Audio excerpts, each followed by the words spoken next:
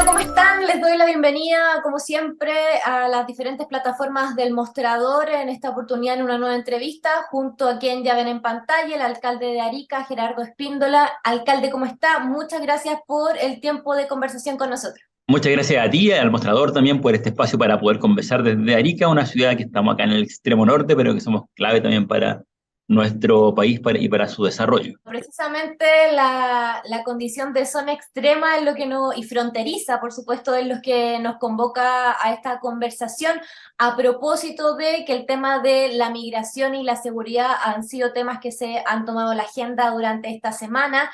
Precisamente se dieron a conocer la cifra de 20.000 expulsiones no ejecutadas por parte del Estado entre el año 2013 y 2021, en palabras de la ministra del Interior, Carolina Toá, lo que ha generado una serie de repercusiones en cancillerías como la boliviana, donde han señalado que no existe ningún acuerdo, convenio o instrumento bilateral, cito textualmente, que los obligue a ellos a ayudar en este proceso de reconducción, ¿cierto? Recordemos que ellos solo están recibiendo a ciudadanos bolivianos y no a ciudadanos de otra nacionalidad.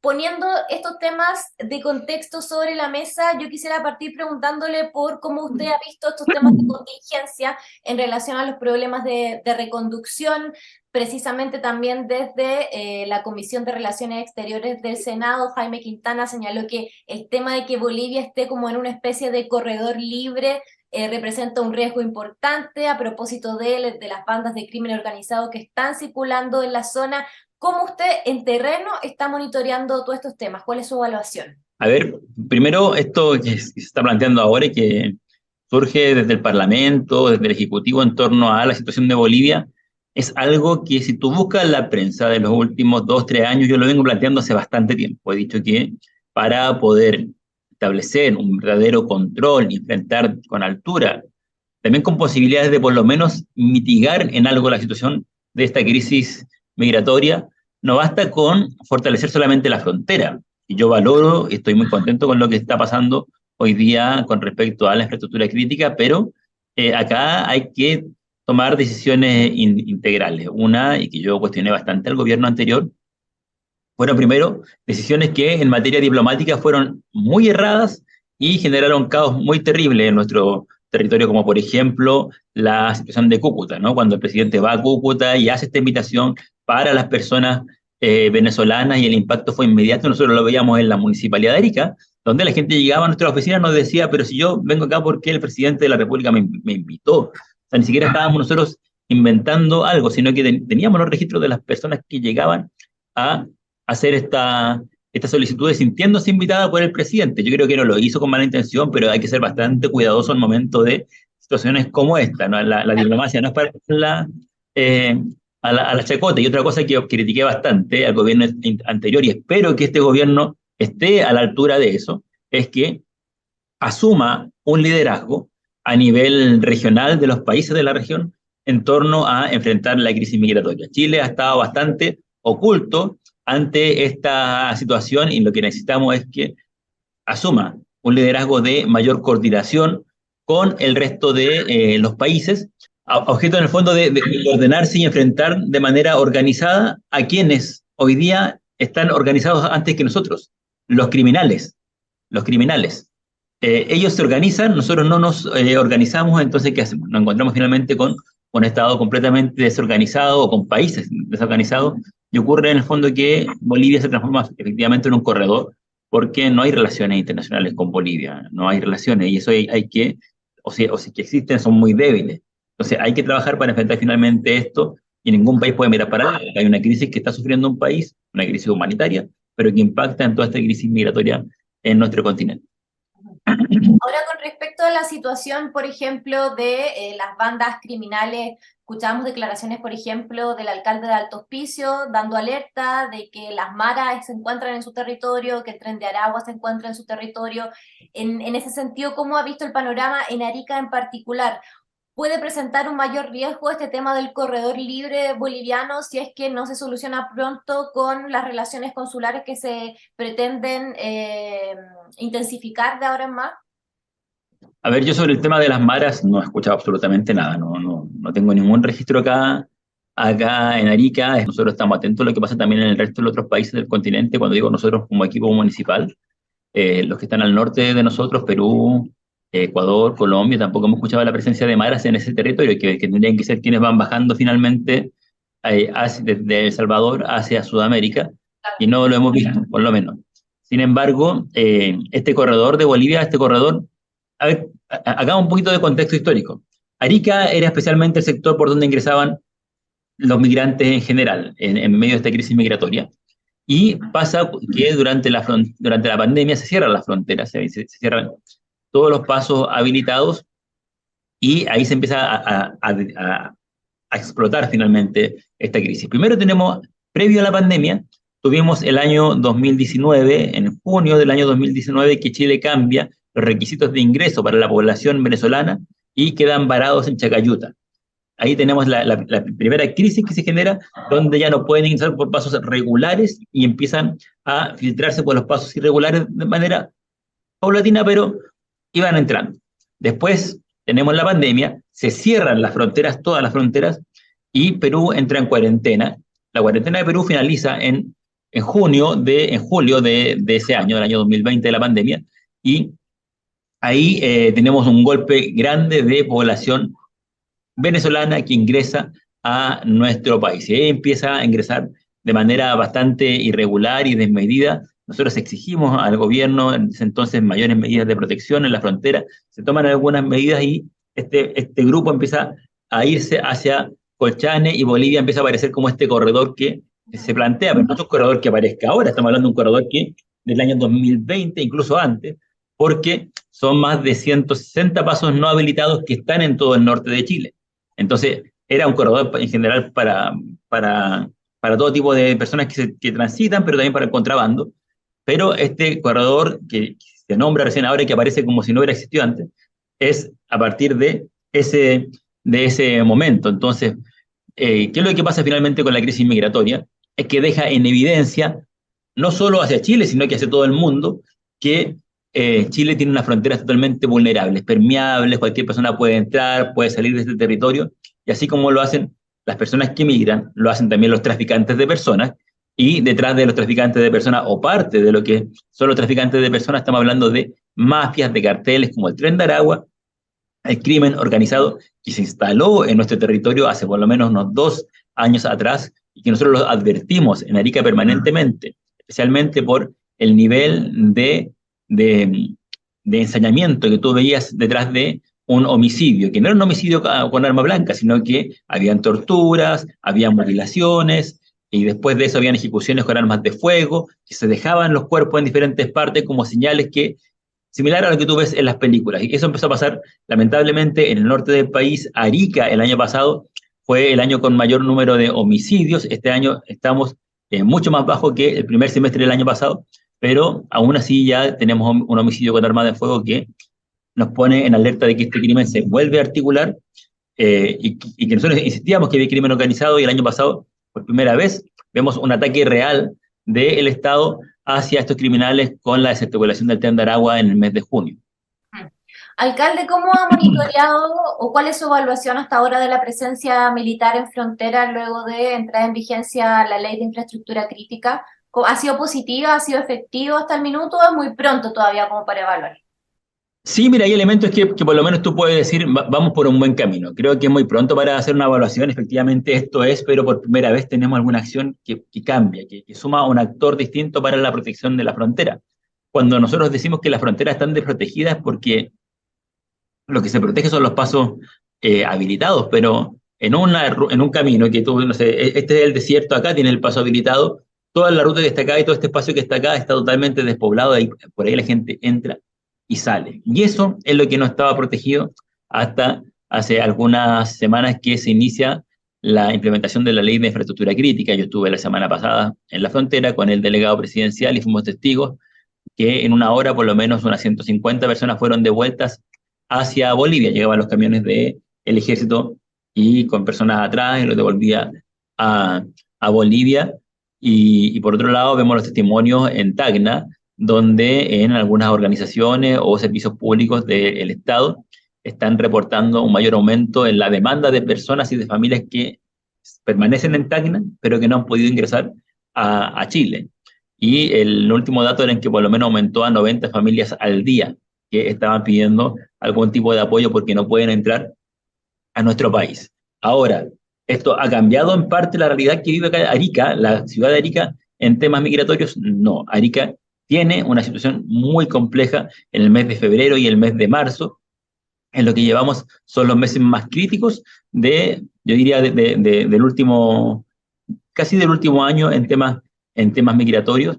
Tenemos una ocupación negativa de los parques, de las plazas, por una falta también de dispositivos que el Estado ponga a disposición para enviar a una familia que está durmiendo en la calle, que la puedes enviar a otro lugar. De ese modo nosotros también resguardamos las plazas, los parques, las playas, los bandejones que tienen otra vocación.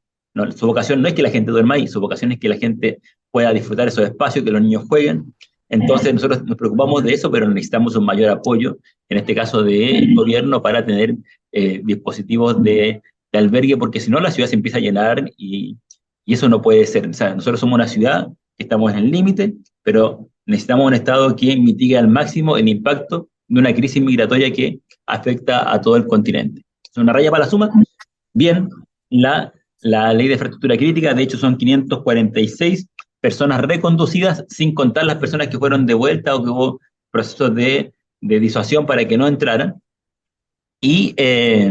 Pero, ¿qué falta? Falta una protección ahora, ya no solamente para la línea que divide la frontera, sino que para la frontera misma, que es un territorio más grande, que se llama Arica y que requiere otro tipo de tratamiento. Claro, usted precisamente estuvo en la Comisión de Zonas Extremas y Antárticas Chilena de la Cámara de Diputados, que sesionó precisamente en Arica y puso sobre la mesa varios temas importantes que tienen que ver con las características especiales del territorio, que no solamente se enfrentan con medidas como la presencia de militares, por supuesto, en la frontera, sino que es un escenario mucho más complejo. ¿Cuáles fueron los principales temas que usted instaló y que hoy día ameritan urgencia por parte del Estado para poder abordarlo, dado todo lo que hemos estado conversando? Bueno, lo primero es que la frontera no es una línea que divide dos países. Las fronteras son territorios amplios y son territorios vivos. Nosotros, como ariqueños y ariqueñas, vivimos en la frontera y resguardamos la soberanía del resto del país. Y acá es donde el Estado se hace el leso, mira para el lado y dice, no importa que se hagan cargo los ariqueños de cosas que le corresponde al Estado hacerse cargo. Y cuando hablo del Estado no hablo solamente de un gobierno, porque yo podría decir esto del presidente actual o del anterior o de la presidenta. Esto es de todos los presidentes y presidentes que han pasado por nuestro país. Primero hay un problema estructural de la constitución centralista, de las más centralistas del mundo, y que le pasa la cuenta a nuestra ciudad. Cuando digo más centralista del mundo, no lo digo yo, lo dice la OCDE, y sitúa a Chile, sitúa a Irlanda, sitúa a Grecia como constituciones centralistas. Entonces, eso es lo primero que genera este problema basal en nuestro territorio de no entender lo que es la frontera. Segundo, que nos encontramos con una situación por ejemplo, problemas que ocurren solamente acá y que no van a pasar en Santiago. Por ejemplo, el tema de la salud. Nosotros tenemos más de un 40% de las mujeres embarazadas en Arica son personas migrantes. Casi la mitad de las mujeres embarazadas. ¿Quién las atiende? Inicialmente, nosotros como municipalidad las atendemos. No son necesariamente venezolanas, la mayoría son bolivianas. Nosotros tenemos una población migrante boliviana, peruana, que son las más fuertes, mucho más abajo de la venezolana, pero la venezolana es de tránsito, ¿cierto? Esta es como que se viene a quedar, trabaja y se devuelve. Y la atendemos nosotros, atendemos a mucha población, no solamente a mujeres embarazadas, sino que a mucha población migrante, especialmente peruana, boliviana, que no tiene a veces intención de quedarse, sino de trabajar un par de meses, viene sin sus documentos, y por tanto el Estado de Chile no reconoce la atención que hace la municipalidad y no nos pagan el per cápita, que es lo que te pagan por atender a cada persona. Como no nos pagan eso, nosotros dejamos de recibir más de 1.000 millones de pesos al año. ¿Y por qué lo atendemos? Porque además Arica es una barrera sanitaria para el resto del país. A todas las personas que ingresan y hacen una consulta en un CESFAM, nosotros tenemos que aplicarle las vacunas para evitar que aparezcan enfermedades que en Chile están erradicadas, el sarampión, la polio, etcétera. Entonces, todo eso lo asume finalmente la municipalidad. Es un elemento importante de cambiar, el entender la frontera. Lo otro es que la frontera no puede estar a cargo de la misma comisaría que protege la frontera y que protege parte de la ciudad y de dos comunas que tenemos acá, que es Arica y Camarón. Es la misma comisaría, es un absurdo. Imagínate la comisaría de tu barrio, del sector donde tú vives. Además de cuidarlo a ustedes, tiene que cuidar la frontera. Nosotros nos compartimos, las policías que tendrán a cargo de la frontera con quienes cuidan algunos territorios de Arica, y eso es un absurdo. Eso es un crimen, donde tú lo veas. Eso pone en riesgo no solamente a quienes vivimos acá en Arica, sino que pone en riesgo a todo el país. Pero lo peor es que cuando tú quieres hacer algún tipo de acción de seguridad en Arica, como la hicimos nosotros en Navidad, por ejemplo, de recuperar un paseo peatonal que estaba tomado, nuestro paseo Ahumada de Arica, que estaba tomado por el comercio ambulante, hicimos todo un plan, lo recuperamos hasta el día de hoy, pero solo con recursos municipales porque no contamos con el apoyo de carabineros, no porque no quisieran, sino que porque nos mandaron a la frontera porque hubo este intento masivo de personas que quisieron ingresar a Chile, entonces le sacan las policías a Arica para proteger a Chile. Lo pasan lo mismo con la Armada. En el verano tuvimos menos presencia de la policía marítima en las playas. ¿Por qué? Porque tenían que resguardar la frontera de la costa marítima. Nosotros además somos la única comuna urbana limítrofe y somos la única comuna que limita con mar también. Entonces tenemos estos elementos que en el fondo nos van pasando la cuenta y que es urgente cambiar. Y respuesta del Estado por parte, o sea, en relación a esto, porque me imagino que lo han hecho ver, lo han hecho saber, es algo que se sabe a todas luces que está pasando. ¿Cuál ha sido la respuesta? O por ejemplo, ¿cuál fue la reacción de los parlamentarios cuando usted expuso todos estos temas en la comisión? Sí, mira, primero una respuesta que vienen desde el gobierno. Yo parezco, no sé, un predicador llevando esto a cada ministro del Interior que asumía. Estuve con los 4 ministros del Interior del gobierno anterior y con las 2 ministras del Interior de este gobierno. Estaba explicando permanentemente esto. Y casi como un mantra, repito muchas veces las mismas cosas, pero para que logren entender. Y fíjate que tuvimos por lo menos una respuesta positiva de un entendimiento por parte del ministro delegado de Piñera. Y nosotros le planteamos que era injusto que cuando se cuenta la dotación de la policía o de carabineros de Arica, se cuenta a la dotación de toda la región, de todos quienes viven en Arica, que están a cargo de la seguridad de Arica, pero también de los que están a cargo de la seguridad de la frontera.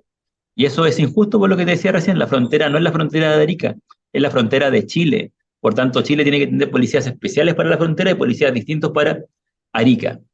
Entendió el ministro y contaron de una manera diferente y se dieron cuenta que en Arica efectivamente faltaba una comisaría y faltaba una tenencia, como lo veníamos peleando hace años, pero los números no daban, porque había una distorsión, porque contaban la gente de la frontera como si fuera parte de Arica. Eso fue algo bueno que pasó, eso fue al final, así el último mes del gobierno de Sebastián Piñera. Hay un compromiso de construir una comisaría nueva y ese compromiso se mantiene con este actual gobierno. De hecho, lo conversamos con el Lizalde, ellos mantienen esto y están trabajando en eso. Otro elemento de la respuesta a lo que hemos pedido permanentemente tiene que ver con la ley de infraestructura crítica. Pedimos que el ejército saliera, que el ejército se hiciera cargo de las fronteras, porque hay que ocupar todas las herramientas que el Estado tiene. Vimos hoy día una reforma constitucional que permite hacer esta acción.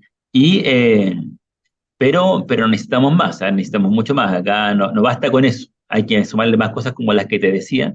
Y en el caso de los parlamentarios que conversábamos hoy día, son todos de zonas extremas, de Isla de Pascua, de Chiloé, de territorios que tienen sus propias particularidades, pero yo por lo menos escuché y vi en ellos un interés genuino de preocupación sobre lo que estaba pasando acá en Arica, porque en el fondo el Estado nunca ha cuidado la puerta de la casa. Se queja todo el día que le entran a robar y no le ha cambiado la llave, la puerta está mala. Entonces, eso es en el fondo. No te quejes de lo que está pasando en Santiago o en otras regiones y que nunca te has preocupado de la puerta norte de Chile. Bueno, alcalde, le quiero agradecer por el tiempo y espero de todas maneras que podamos conversar prontamente para seguir monitoreando cómo va el tema de la presencia militar en la zona, los resultados que hay en el tiempo más a largo plazo, ¿cierto? Y también cómo se resuelven todos estos problemas propios de la condición fronteriza de Arica para saber cómo seguimos encaminados como país. Así que muchísimas gracias por el tiempo nuevamente y nos vemos, nos escuchamos pronto. Muchas gracias, un abrazo grande desde Arica y invitar a la gente que venga a nuestra ciudad, que pese a todas estas cosas malas que están pasando, dentro del norte de Chile sigue siendo una ciudad más segura que lamentablemente lo que nos pasa en las regiones que están al sur de nuestro territorio. No esperemos llegar a esos límites para tomar acciones, por eso que nosotros estamos peleando desde ya para evitar que avance el crimen organizado en un territorio tan noble y tan bonito como es Arica y Parinacota. Un abrazo grande a ti y a todos los amigos y colegas, que también soy periodista, de El Mostrador. Así que un abrazo grande. Muchas gracias, alcalde. Que esté muy bien.